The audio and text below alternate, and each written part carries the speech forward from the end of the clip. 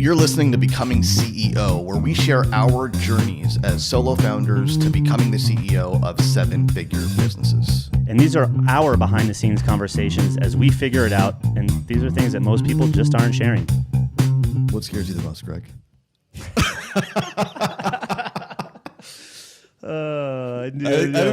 This is gonna be your thing. I'm gonna hit record. I'm gonna fire like the most existential question I can throw at you just right off the bat and see how you respond. Yeah, I mean, so what's scare? I mean, there's a lot of things that scare me. Actually, no, I don't think there's a lot of things that scare me. I think, we're intending to talk about kind of self-doubt, and I think actually when I think of what area of my life I have the most doubt about, it kind of for me right now in this moment comes back to like I'm super confident that we can hit just about any goal that we want to hit. I'm doubting when I think of certain goals or how I want certain things to be, I'm doubting or maybe questioning well, do I really want that? And so I kind of doubt, sometimes I doubt my own vision and my own desire. Is that coming from me? Do I want those things because I want them, or is it because it's like other people are chasing those things and it seems nice? And so I kind of I feel like I'm wishy-washy on that. And I doubt myself in knowing, is this the right direction for me? That's where I find this creeping up for me the most. And when you told me you have a framework for eliminating self-doubt, I was like, speak up, my man. So everyone listening, I mean, well, hold on now. Hold on now. Well, you went somewhere there that I wasn't expecting you to go. I think there's a lot of people that will talk about, oh, you need to know what you want and be true to yourself, and what's good for one person might not be good for another. Do you really know what's good for you? Tell you what I mean. Like, if you had said to me 2 years ago, 3 years ago, if you'd asked me, what do you want? We talked about this last episode. Yeah. I said, I don't want to build a team. Mm-hmm. And the reasons for that, there's many reasons. I didn't see myself as a leader. I consider myself not to be a people person at the time. I didn't want the management burden. I'd still challenge that. I mean, yes, right. Fair, right? And I just didn't want the hassle, and I wanted to be like just a little, like a marketer, copywriter, genius that just a lone wolf does his own thing. So if you'd asked me, is this vision, is this what you want? And you painted a picture of where we are today, I would have said, no, that's not for me. In retrospect, it was for me. So it's interesting because I question, I think there's the millennial subculture is follow your passion, do what's right, do what feels good. But how do you really know what's right? And how do you really know what's good and what's best for you? Well, yeah, and that's what's kind of annoying. It's like in my mind, I'm like, okay, well, do I want this? It's like, well, the only way to find out is to go get it. And then it's like, okay. And then this is the classic, the person who's like super made, arguably really successful. And they're like, I do 50 million a year, but it's equally as good to make $500,000 and be very profitable. So it's okay to be small. It's like, but you only say that because you're so big. Yeah, exactly. So, but again, how would you know, right? I mean, I remember when people were like, well, how big do you want to go? I was like, I got to get to 20K a month. And people were like, you got to have bigger vision than that. I was like, bro, anything bigger than that just seems so unrealistic right now. And when I got to 20, I was like, oh, I can see 100. It was just like that. But I don't know if this is the same in that regard, but the self-doubt piece also is outside of is this really what I want? Is this I ask myself, am I really that person?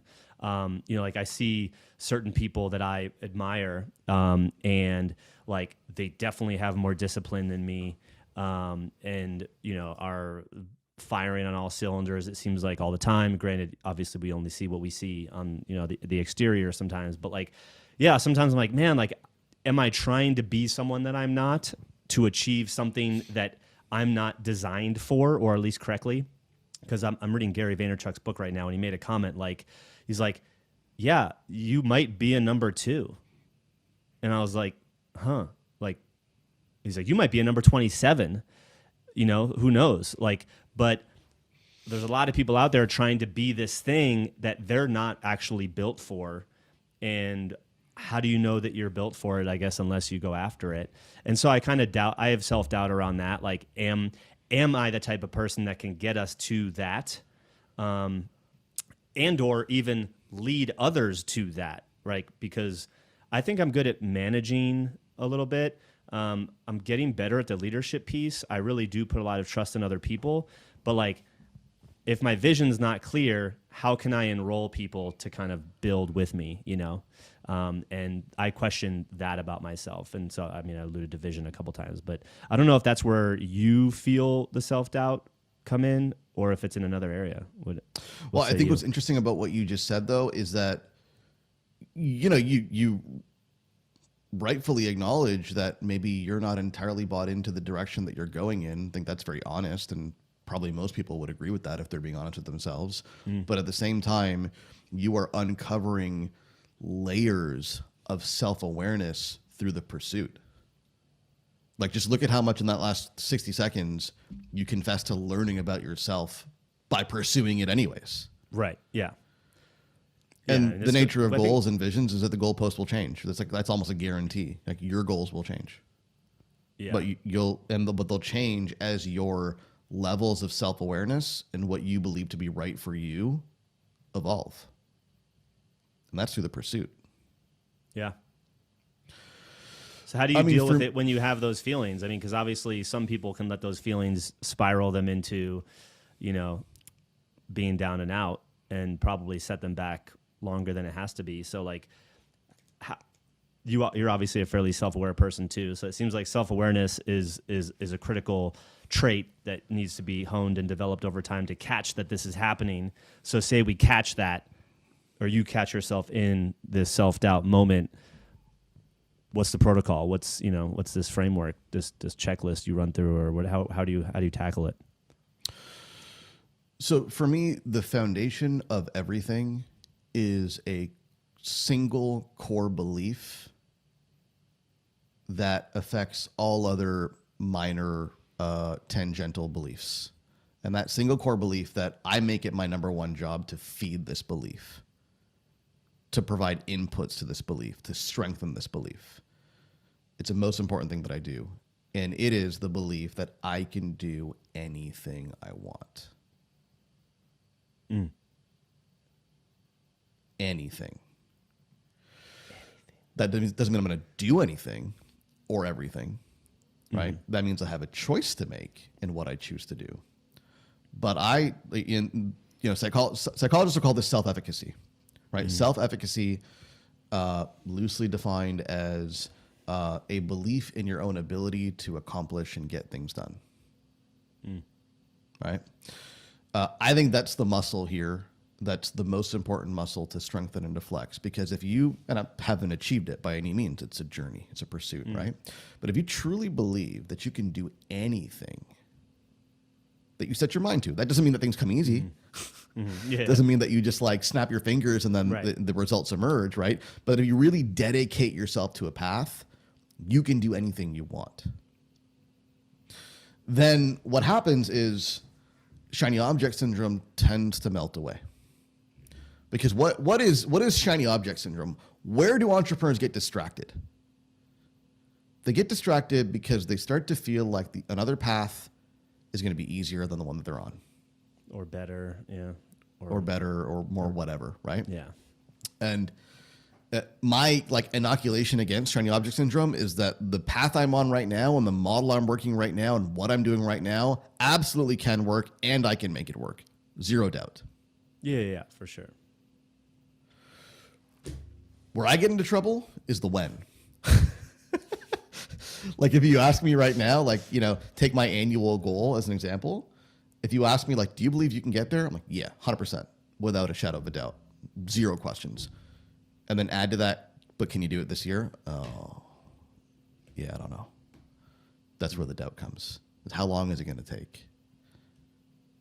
can we get there fast enough? How efficient can we be about getting there? But to answer your question, honestly, there's tactical things that I do to feed that for sure. But I see that as my number one job as an entrepreneur, as a CEO, as a leader of an organization, to fuel this belief that I can accomplish personally and therefore lead people to any goal, outcome, result that I choose. So I tell my clients pretty often that the biggest sale you're ever going to make is the sale that you make to yourself. Yeah, because if I'm sold on that, my team's going to go along for the ride. Yeah. Does that make sense? Yeah, I think like to maybe add a layer to that, and this is possibly going to be an example of self-doubt in real time. but so like I believe, like you said, I like whatever I set my mind to, I'm like, I believe it's possible to get there, and I believe I'm capable of doing it. I used to have like a mantra that I said to myself, is just like, I am capable. I am capable. I think the thing that has kind of come up is, I mean, obviously, like you said, like it's not easy, blah, blah. And depending upon what that thing is that you're saying you want and that you want to achieve, and I know that I'm capable of achieving, comes along with it, are you willing to do the things that are required of you to achieve said goal? And certain levels of goals will require certain levels of sacrifice in a lot of different areas of your life, et cetera. And I think immediately my thing is, am I willing to make certain sacrifices, or am I the type of person that maybe has the discipline to do some of those things? And becoming okay with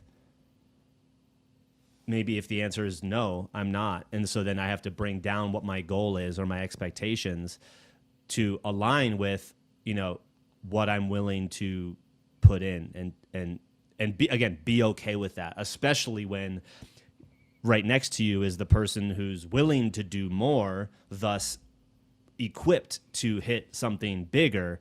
Can you still sit there steady and poised and not, waver on, is this actually, do I want to actually go after that and make so that's where my self-doubt circle goes in. Because back to the point of you don't know until you do it. Well, I mean, if I'm not going to truly know what it feels like until I start doing those things, how does any vision work then, right? Because I don't know if I'm that type of person or I'm disciplined enough. Well, it's like, we'll go after it and commit to it and then tweak and make it. I don't know. That's where I think there's the key there is there are sacrifices. And sometimes I think people set goals, myself included, that I know I'm capable of, but I'm not willing to do certain things that are going to be required of me, yet I keep that as my goal, and thus I beat myself up. And it's like, you have to realize that if you're not willing to do certain things, you might have to bring the goal or expectation back, and more importantly, that's okay. That's the honest to goodness conversation you have to have with yourself. I think something that you said there that's really important to highlight is, what is self-doubt, first of all, right? Because guaranteed, if you're, this is true for us, and if you're listening to this, whatever you want to achieve, somebody's done it. Oh, yeah. Like Neil Armstrong aside, right? Like somebody's done the thing that you're trying to do. Okay. Therefore, it's possible. Right. And so self-doubt becomes a question of, well, can I do what they did? Can I achieve what they achieved? Am I like them? Am I as good as them? Am I as talented as them? Am I as capable as them? And am I, to your point, willing to do what they did and make the sacrifices that they made, which nobody talks about? And that, to me, levels the playing field. Because if you talk to somebody, let's say you want to build a $10 million business. If you talk to somebody who's built a $10 million business and they relay to you all the things that they had to overcome and all the challenges, and they would be laughing at us in our last episode talking about people leaving. Right? Because they're like, well, it's happened to me about 100 times, you amateurs. right? Yeah. And if they regale you with the tales of all the challenges that they faced in getting to $10 million and this, that, and the other, right? Then what you realize is that this person's not terribly different from me. They've just done more stuff. They've been punched in the gut more. They've been knocked down more, and they got up. And the only question that remains is, am I willing to go through what they went through? And there's no right or wrong answer. Yeah. The answer might be no, and that's perfectly fair. That just means, your note about discipline is, I think, interesting because I think that just, if you look at a goal and you go, I don't have the discipline to do that, to me, that just means you don't really want it bad enough, which is fine. Because if you really wanted it, you'd find the discipline. Well, yeah, I think a lot of people just want to want things, and they're not real with the fact that they're wanting to want it, and they actually just don't want it. Yeah. So yeah, I like the idea of right having washboard abs. I don't like the idea of just eating chicken and lettuce and going on steroids. Yeah. Like I'm not willing to do what's required to get washboard The number abs. of times I've subscribed and unsubscribed from MyFitnessPal is too high. No, it's actually a decent example, right? Because I have a personal trainer. I'm in the gym 3-4 times a week, right? At my age, my metabolism's slowing down. Genetics probably not super helpful. I would love to have a bodybuilder's body, right? But my trainer reminds me, like, are you, well, not a bodybuilder, but a better body than the one that I have, right? But my trainer reminds me, like, those guys, they're in the gym 7 days a week, twice a day, 1 hour in the morning, 1 hour at night. All they eat is chicken, and half of them are on roids. Well, yeah, I'm not willing to do that, right? So, that's an honest moment. And I think that directly applies to a lot of our goals. Yeah, for sure. For sure. And the thing that I guess if I had to kind of think about a tactic that I've been using that has been calming me when I kind of get into these modes is, because for me, if anyone's picked up on this, like I try to triangulate. I'm like, oh, okay, like, here are 2 people or 3 people that seem to have achieved levels in certain areas that I would like to achieve. And when you kind of dissect each of them, they've all done it a different way. So how I kind of then take that to fuel me is I can do it my way. Like, I don't have to do it that one way or that one way. Like, clearly there's people achieving those things in different ways. So there's got to be a variety of ways to get there. So just keep going because I have a lot of the current ingredients. So as long as I keep going, I'm probably likely to get there, and my recipe might just look a little bit different by the time I get there. That's like that's super interesting because that's the thing that I keep telling myself. Well, I think that where self-doubt also comes from, to your point, is can I do it like them? It's like, can I achieve this? This is one level, right? Another level is, can I do it the way that they did it? But who the hell said you have to do it the way they did it? Can you not? Are there not multiple pathways to the same goal? Can I not drive from Toronto to New York City 3 different ways, 4 different ways? Like there's different highways that end at the same destination. Some are longer. Yeah. Right? Yeah. Like my sister lives in Virginia, and we used to drive down there pretty often. And there's a short path. It's interstate driven, right? Like it's all on the I-90 and whatever, right? You guys have your terminology in the U.S. 95, and it's fast and it's boring as hell, right? And then there's a scenic route, and it's like takes you through towns, takes you through the mountains, and it's long and it's winding, and it takes longer, but it's more interesting, right? And then if you were successful, like all the other people you admire, you just fly there in a helicopter or a jet.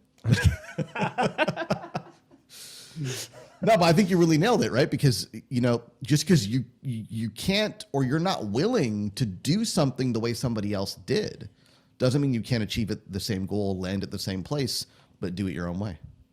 Yeah. That's empowering. Yeah. Yeah, I mean, and I've actually kind of came to that. I was having a conversation with a friend of mine who knows me pretty well, and like they're like, my biggest quote unquote flaw, at least how I saw it previously, is that I look at what a lot of other people are doing because I'm genuinely curious on how other people structure certain things, which you've obviously have gathered from knowing me long enough. And forever, I've always looked at that as a flaw. And my friend was like, dude, like, turn that into a strength. Like, you now see all the different ingredients, like, make your own entree. Like, interesting. Pick the ones you like that work for you.